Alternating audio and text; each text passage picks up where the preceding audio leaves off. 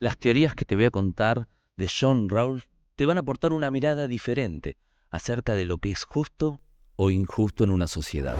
Además, plantea una posibilidad de crear una vida mejor para todos los ciudadanos.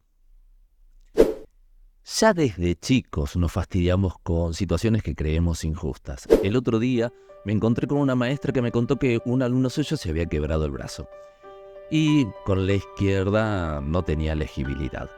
Entonces le trajo la única computadora que había en la escuela. Y enseguida los demás compañeritos empezaron a quejarse. Decían, yo también quiero una, después me toca a mí. Es injusto, no vale. Ahora, ¿realmente es injusto? ¿Qué pasa cuando en una sociedad los recursos son escasos? Como sucede en casi todas. Y algunos tienen más derechos que otros. Para establecer algún criterio, el filósofo Immanuel Kant había planteado la siguiente máxima: actúa de tal manera que tu conducta pueda convertirse en ley universal. Ese principio de Kant se puede aplicar a situaciones como, por ejemplo, tirar basura en la calle, o dejar los desechos de tu mascota en la vereda, o robar, o matar. Si todos hicieran lo mismo, a mí no me gustaría vivir en una sociedad así. Supongo que a vos tampoco. Por lo tanto, moralmente, esas situaciones están mal. Pero un principio como este no se puede aplicar a otros ámbitos y situaciones como la que te conté en el aula. Acá calzaría justo una de las teorías de John Rawls, que es el velo de la ignorancia. Pero antes te cuento un poco de él. Es de esos autores que, una vez que lo descubras, vas a decir, ¿cómo no lo leí antes? Es estadounidense, murió en el año 2002, hace apenas 20 y pico de años, 22. Era profesor en la Universidad de Harvard y su libro Teoría de la Justicia marcó un antes y un después en lo que se refiere al debate político acerca de cómo crear una sociedad más justa. Cuando las leyes, por ejemplo, afectan a determinados grupos o benefician a determinados grupos. Fue tomado por muchos políticos. Él no es comunista ni capitalista. De hecho, recibe críticas por ambos bandos. Y es, te digo, de estos autores que cuando empieces a descubrir sus teorías, realmente te van a quedar. Así que arranquemos por una de ellas, el velo de la ignorancia, que dice así: para definir cuáles podrían ser considerados arreglos institucionales justos o para evaluar la justicia de arreglos ya existentes, uno debería pensar en un escenario hipotético. Entre los rasgos esenciales de esta situación está el de que nadie sabe cuál es su lugar en la sociedad, su posición, clase o estatus social. Nadie sabe tampoco cuál es su suerte en la distribución de ventajas y capacidades naturales, su inteligencia, su fortaleza. Supondré incluso que los propios miembros del grupo no conocen sus concepciones acerca del bien, ni sus tendencias psicológicas especiales. Los principios de la justicia se escogen tras un velo de ignorancia. Esto asegura que los resultados del azar natural o de las contingencias de las circunstancias sociales no darán a nadie ventajas ni desventajas al escoger los principios. Entonces, antes de considerar qué es lo justo, por ejemplo, frente a la sanción de una nueva ley, habría que preguntarse qué hubiera elegido en una situación de posición original. Es decir, si desconociera mis datos biográficos, si no supiera de qué situación económica soy, por ejemplo, si de clase alta, de clase baja, si no supiera si soy hombre o mujer, si desconociera la religión que tengo? Y un montón de variantes, si tengo talentos o no, si tengo alguna dificultad física, etc. Frente a ese desconocimiento, es decir, con el velo de la ignorancia, y situándome en la posición original, ¿hubiera elegido esta medida? Imagínense si lo llevásemos a la época de la Alemania de los años 30-40, cuando dictaminaron las leyes de Nuremberg, y bastantes personas de aquel lugar estaban a favor. ¿Qué hubiera pasado si estas teorías hubieran prendido en las mentes? Esto de situarse en una posición original. ¿Podrían estar a favor de, por ejemplo, la persecución a los judíos sin saber que luego de quitarse el velo fueran, por ejemplo, de esa religión? Y sigue así. La frase de Rawls, justicia como imparcialidad, transmite la idea de que los principios de la justicia se acuerdan en una situación inicial que es justa. Tal vez esta idea nació en Rawls a partir de su historia personal. Cuando era chiquito, había contraído una enfermedad y se la contagió a uno de sus hermanos. Él se recuperó y su hermano murió. Al cabo de un año aproximadamente, contrajo otra enfermedad y se la contagió a otro de sus hermanos, con el mismo resultado.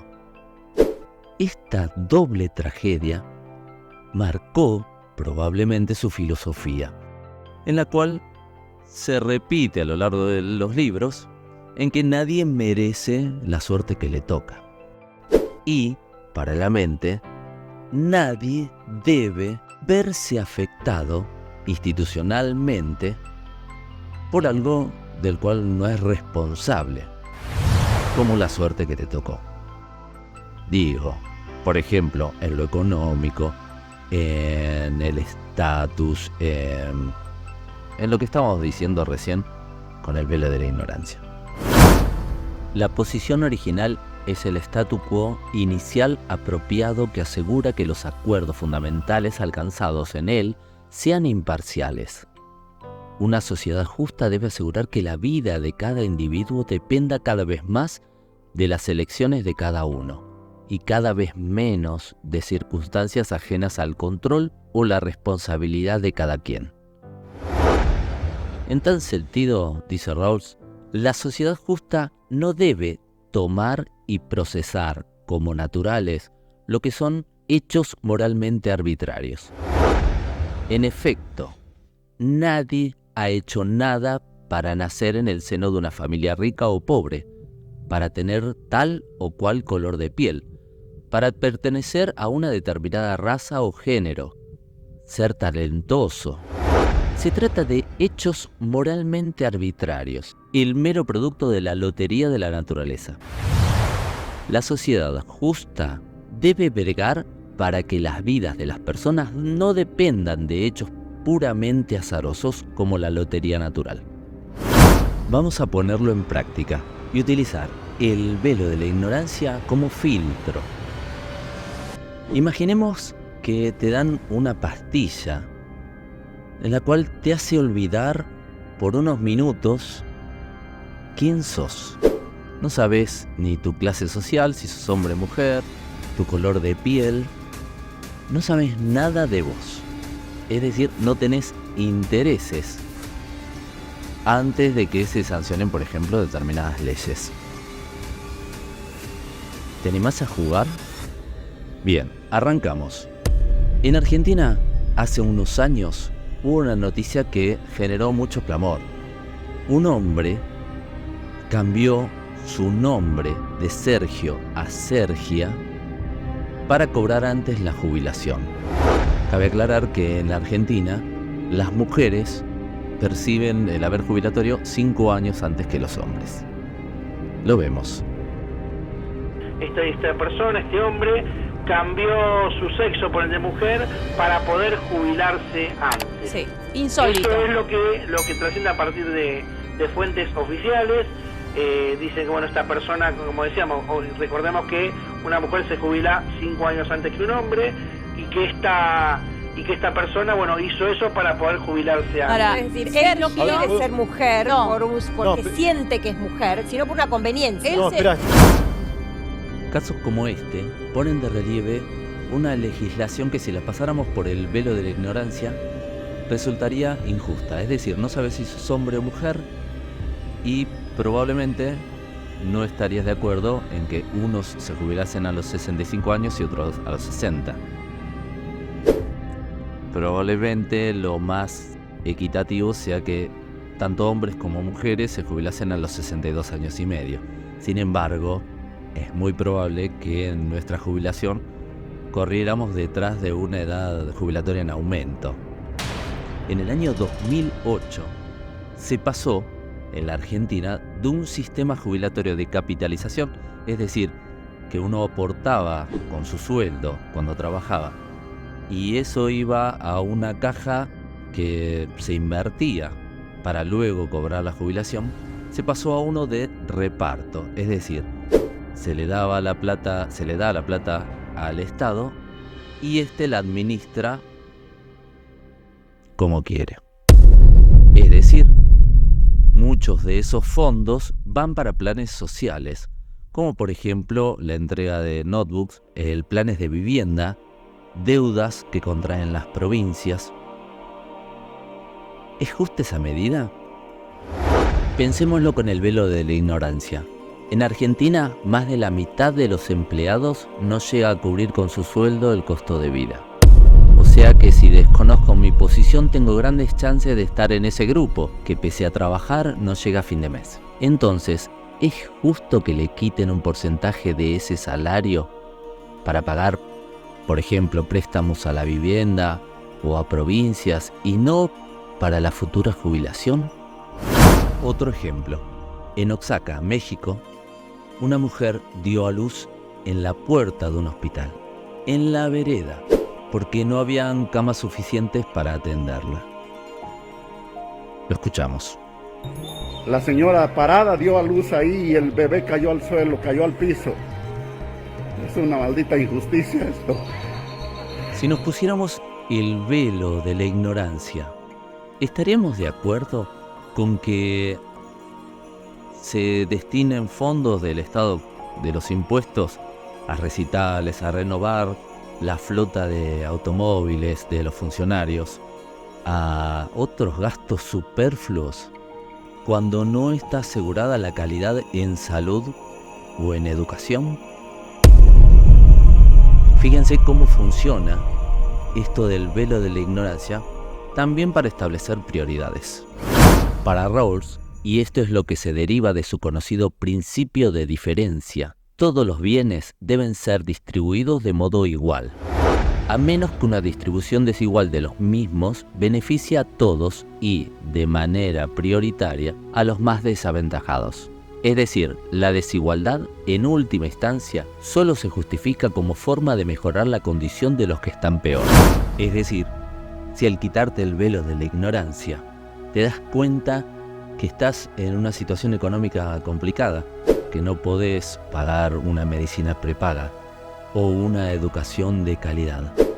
No quisieras que los ingresos que tiene el Estado por los impuestos se destinen principalmente a estas prioridades y no a otros gastos superfluos. Bueno, volvamos al ejemplo del principio, de la maestra con el chico enyesado. Estas teorías de Rawls, el principio de diferencia y el velo de la ignorancia, podrían llegar a ser material de la clase, como una ejercitación. Imaginemos que la maestra les dice a los chicos que se imaginen en esa situación hipotética, en la cual desconocen su suerte. Es decir, si pueden escribir normalmente, si les falta un brazo, etcétera, etcétera. Y a partir de ahí, establecer de una manera creativa tal vez una reglamentación interna. Como por ejemplo, que quien está en situación de desventaja, como el chico enyesado, tenga la prioridad del uso de la computadora y cuando se recupere, se la tenga cada chico por turnos, que es un día uno, otro día otro. Si te interesa el tema de la educación, hay un video que hice al respecto, en el cual cito a muchísimos autores y distintas teorías. Te va a gustar. Y a vos, ¿qué leyes te parecen injustas y que con el velo de la ignorancia deberían cambiarse? Te leo en los comentarios. Nos vemos la próxima. Buena semana.